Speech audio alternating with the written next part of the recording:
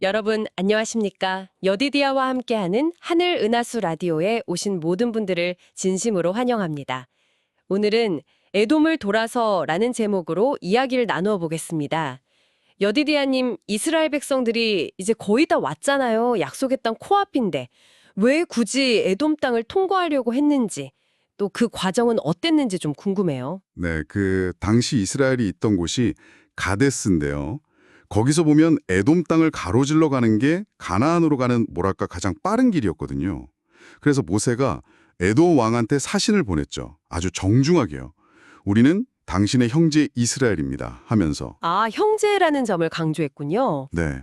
그러면서 밭이나 포도원 절대 안 밟겠다. 우물물도 안 마신다. 그냥 왕의 대로만 조용히 지나가겠다. 이렇게 약속까지 했어요. 와, 그렇게까지 자세하게 약속을 했는데 에돔 왕은 왜 그걸 거절한 걸까요? 그것도 아주 강경하게요. 에돔 왕이 진짜 위협적으로 나왔어요. 군대까지 끌고 와서 길을 막았으니까요. 겉으로 보이는 이유도 뭐 있었겠지만 사실 더 깊이 들여다보면요.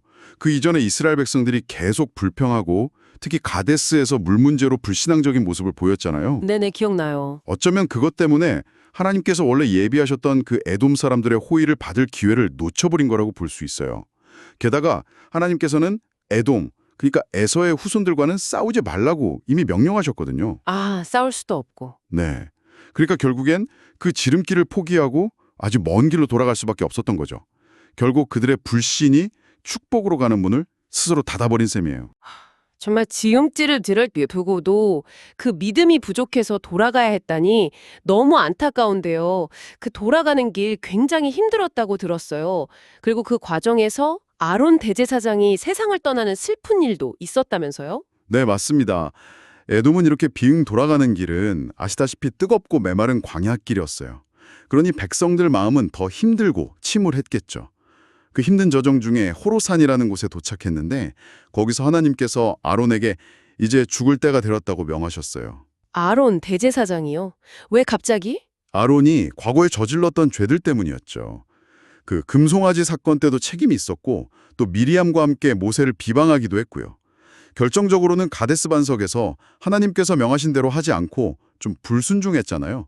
그것 때문에 약속의 땅에는 들어가지 못하게 된 겁니다. 아, 하나님의 신실한 종이라도 죄의 결과는 정말 엄중하군요. 네, 그렇죠. 아주 엄중한 현실이죠. 그래서 모세는 하나님의 지시대로 아론과 그의 아들 엘르아사를 데리고 산에 올라갔어요. 거기서 아론이 입고 있던 그 제사장 옷을 벗겨서 아들 엘르아살에게 입혔고요. 그리고 아론은 그 산에서 조용히 눈을 감았습니다. 장례는 어떻게 치러졌나요? 아주 간소하게요. 뭐 허례의식 없이 그냥 하나님의 뜻에 따라서요. 백성들은 아마 큰 충격과 슬픔에 빠졌을 거예요. 지도자의 죽음을 보면서 자신들의 죄 문제나 하나님의 공의에 대해 다시 한번 생각하게 되고 또 불안감도 느꼈겠죠. 네, 지도자를 잃고 그 힘든 광야길을 계속 가야 하니 백성들 마음이 정말 복잡했겠네요. 그런데 이 어려운 상황에서 또 문제가 터졌다고요? 그 유명한 불뱀 사건 말이에요. 아, 네, 맞아요. 참 안타깝게도 백성들이 그 슬픔과 교훈을 오래 간직하지 못했어요. 얼마 안 가서 또다시 불평을 쏟아내기 시작했습니다.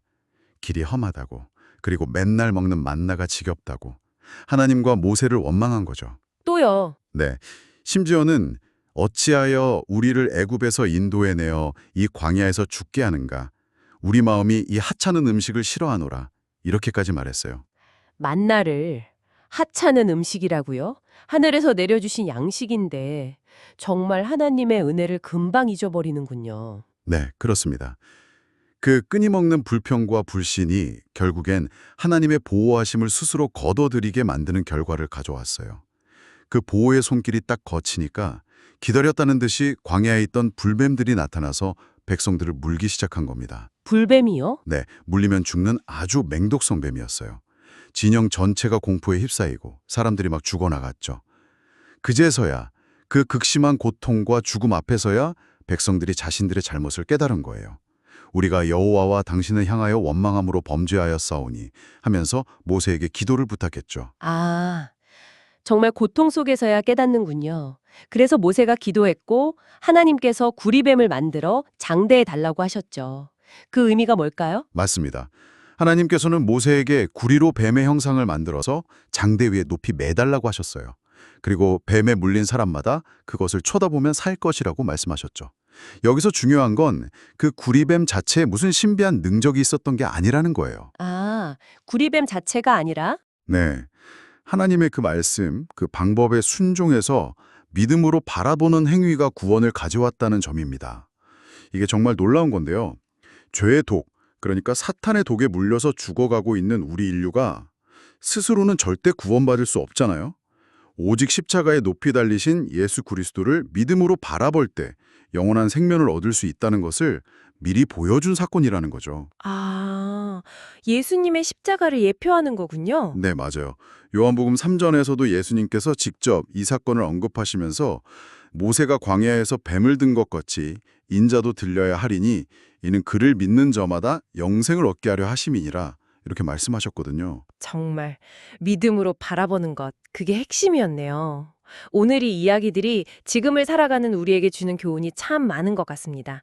여디디아님 마무리해 주시면서 그 교훈들을 좀 정리해 주시면 좋겠습니다. 네, 광야를 걷던 이스라엘처럼 우리 삶에도 예기치 않은 어려움, 또 광야 같은 시간들이 찾아오잖아요. 그때 이스라엘처럼 불평하고 불신하면 결국 에돔을 돌아가야 했던 것처럼 더 힘들고 어려운 길고 들어서게 될 뿐입니다.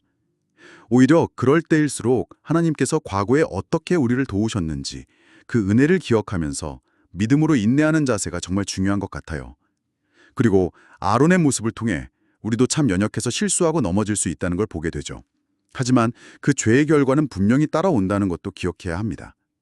그렇지만 동시에 하나님은 우리가 진심으로 회개하고 돌아설 때 결코 외면하지 않으시고 용서해 주시며 새로운 길을 열어주시는 분이라는 것도 꼭 붙들어야 하고요.